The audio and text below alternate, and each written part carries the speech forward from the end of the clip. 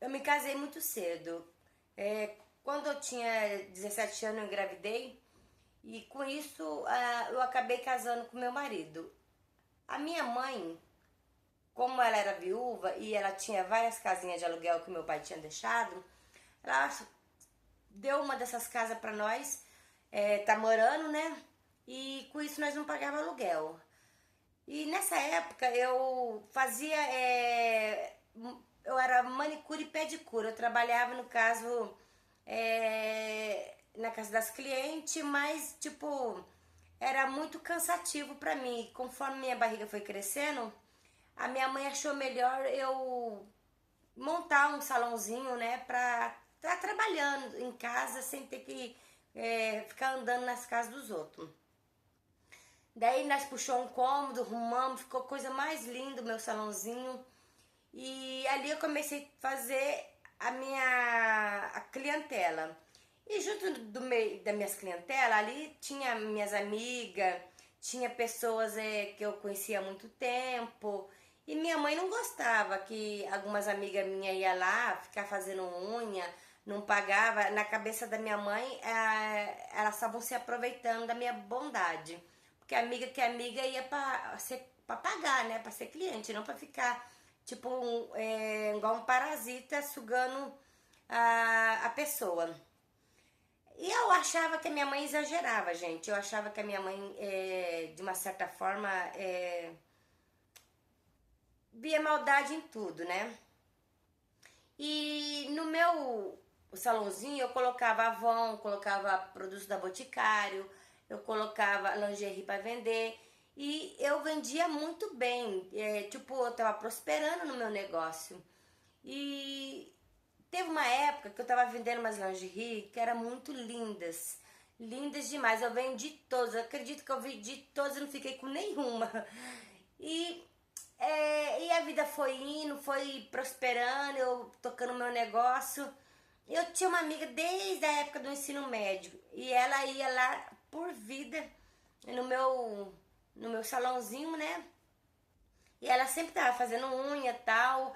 Ela não trabalhava, no caso ela era casada, mas tipo assim, ela não trabalhava. O marido dela que mantinha a casa e ela também não se preocupava em arranjar nenhum serviço, mas gostava de andar muito bem arrumadinha. Então ela vivia lá no meu salão. E quando a mãe dela faleceu, foi muito difícil para ela, nós se aproximou muito mais e a gente tinha uma conexão, sabe? Eu gostava muito da companhia dela.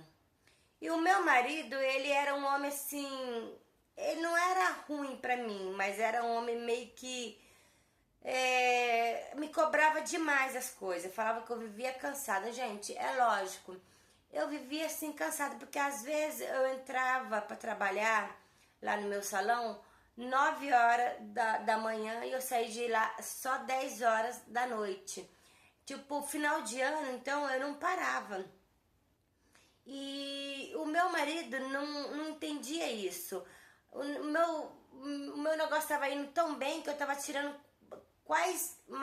muito mais que ele, entendeu? Então não compensava eu deixar de trabalhar. Uma que eu estava trabalhando em casa, sabe? E fora que quando eu chegava em casa, que é no mesmo quintal, eu ainda tinha que fazer a janta, porque o meu marido é aquele tipo de homem que para ele é desaforo ele fazer alguma coisa. Ponhar um arroz para cozinhar é coisa de mulherzinha, não é coisa de homem. Então, ainda eu tinha que fazer essa correria de dona de casa e cuidar do nosso filho. Um dia eu tava lá, tinha fechado meu salãozinho, tava naquela correria ali, arrumando as coisinhas do meu menino para levar pra creche no outro dia e fazendo janta, aquela correria que sempre era a minha vida. E ele deixou o celular dele no braço do sofá e foi tomar banho, sabe? Ele deixou. Ele não tinha o hábito de fazer isso. E de repente no WhatsApp dele veio uma notificação. E eu peguei, e ele não tinha senha nessa época, sabe? Porque eu não tinha um hábito jamais de ficar olhando o celular dos outros.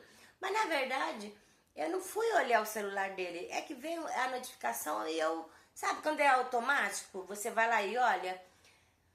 Daí eu peguei e abri.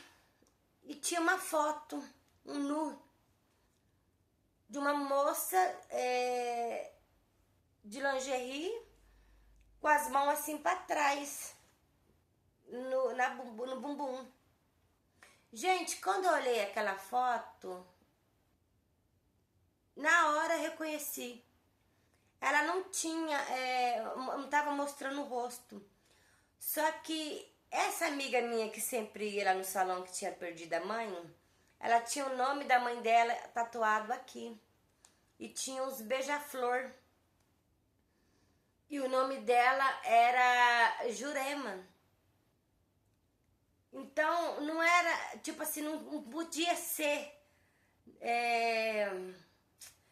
uma outra pessoa. Eu tinha certeza que era ela.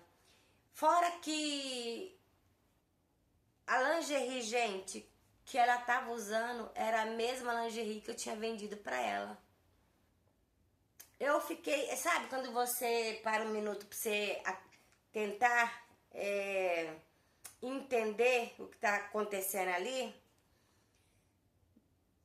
Eu fiquei tipo paralisada, eu não acreditava no que estava acontecendo. Daí eu fui abrindo as outras, tudo aquele monte de foto, sabe? Foto de frente, foto dos peitos, foto de perna aberta.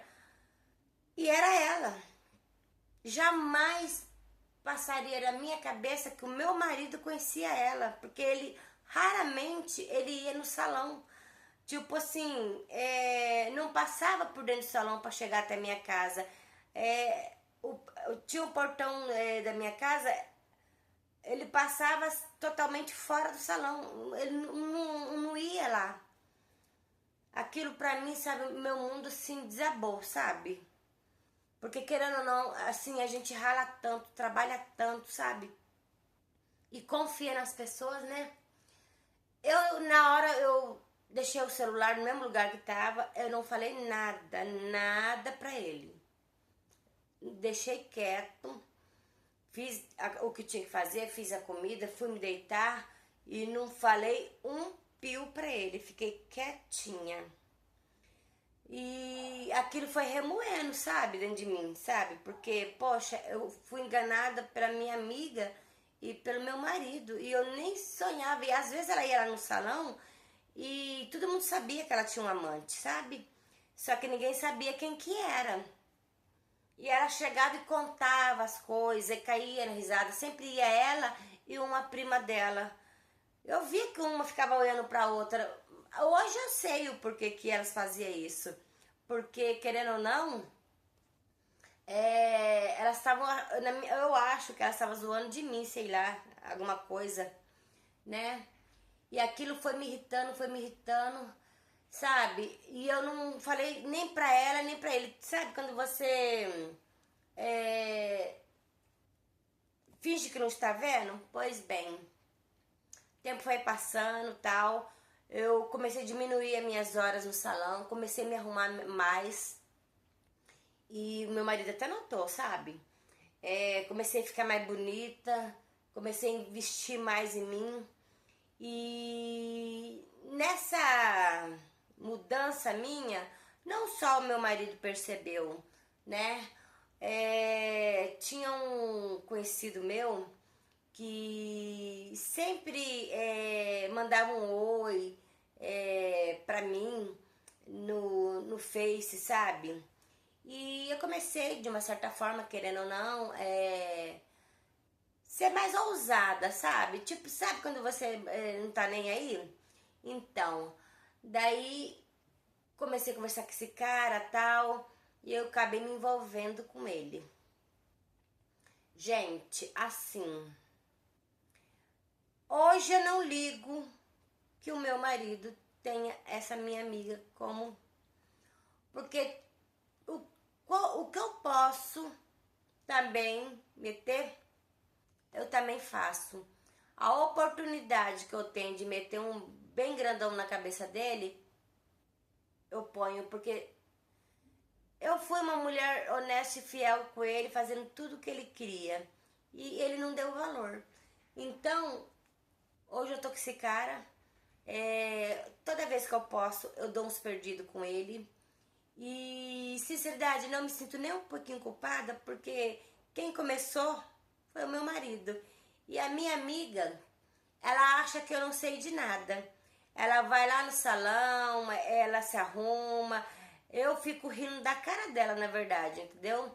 Porque eu não estou sendo mais enganada. Eu sei que ela tá com meu marido. Esse tempo atrás eu conheci o marido dela. Tava ela, ó, fazia uma cara que ela era minha amiga, nunca tinha conhecido o marido dela. E tava eu na farmácia, quem que eu vejo? Ela e ele. E eu acabei conhecendo o marido dela. E parece que é uma coisa, sabe?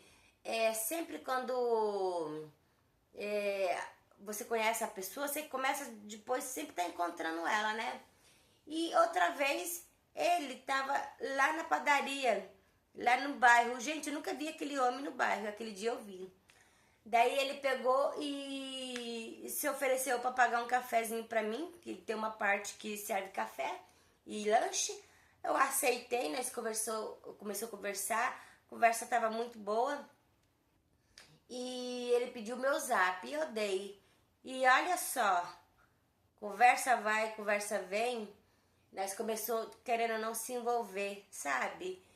E não é que eu mandei também um selfie pra ele, mandei um nude pra ele, do jeitinho que ela fez pro meu marido. Então, só que a diferença dela para mim, que ela não vai descobrir que é eu, porque eu não tenho nenhuma tatuagem pra ela saber que é eu, só se ele falar. E tá muito divertido, entendeu? Enquanto eles acham que tá me enganando, quem tá sendo enganado é eles. E essa aí é a minha história. Gente, essa história é muito doida, né? Mas a gente não deve pagar com a mesma moeda, né? Porque querendo ou não, a melhor decisão que a gente tem que fazer é pegar e separar da pessoa e tocar a vida, não é? E espero que ela tome juízo e acabe apanhando um fim nisso aí, né? Porque no fundo quem vai sofrer, na verdade, sempre é as crianças. Se você quer que eu conte aqui sua história, mande pra nós que eu faço questão de estar contando assim do meu jeito. Até mais!